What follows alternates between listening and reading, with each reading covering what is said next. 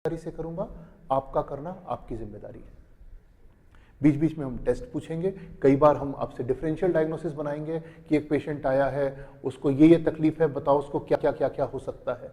तो आपको इन सारे टेस्टों में, इन सारे क्विज में दो तरफा पार्टिसिपेट करना है। भाई मैं व्हाट्सएप ग्रुप में चेक नहीं करने जाऊंगा कि 50 लोगों में से कितने लोगों ने जवाब डाला। जिन्होंने डाला उनका भला है, नहीं डाला उनका ईश्वर भला करे। फिर इस सब के अलावा जब हम जनरल प्रैक्टिस करते हैं, थोड़ा सा जिसे कहते हैं ज्ञान बांटने की तरफ जाऊंगा, जरूरी है इसलिए कि जब भी हम प्रैक्टिस करते हैं तो एक सक्सेसफुल प्रैक्टिशनर बनने के लिए हमको क्या चाहिए, उस पर फोकस करते हैं।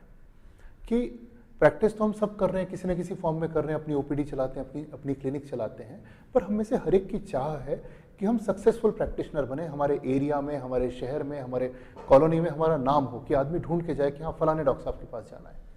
तो उसके लिए हम क्या क्या कर सकते हैं, 2 लाइन इस पे बात करके खत्म करूंगा, फिर हम आज का लेक्चर शुरू करेंगे।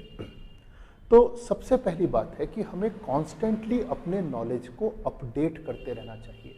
पड़े पड़े तालाब का पानी सड़ जाता है, बहती हुई नदी ज्यादा साफ रहती है।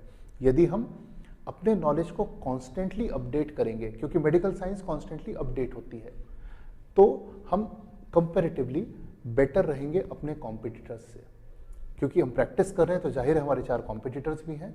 यदि हम कॉन्स्टेंटली नई से नई चीज़ के टच में रहते हैं, अपडेटेड रहते हैं, तो हम हमेशा अपने कॉम्पिटिटर्स से बेटर काम करेंगे। कैसे अपडेट हो, रोज़ की एक आदत बनाए कि रोज़ 15 मिनट कुछ ना कुछ पढ़ना है, कुछ ना कुछ नया पढ़ना है। कुछ चीज़ें मैं अपनी ऐप पे डालना शुरू करूँगा, इस कोर्स के अलावा कुछ छोटे छोटे से लेक्चर्स डालूंगा।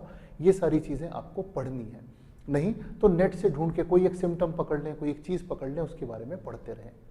दूसरे, अभी तो CMEs बंद है कोविड के कारण, पर CMEs को अटेंड करें। कभी भी किसी बड़े डॉक्टर का लेक्चर होता है, कोई भी एक CME होती है, उसमें जाएं, जाके अटेंड करें।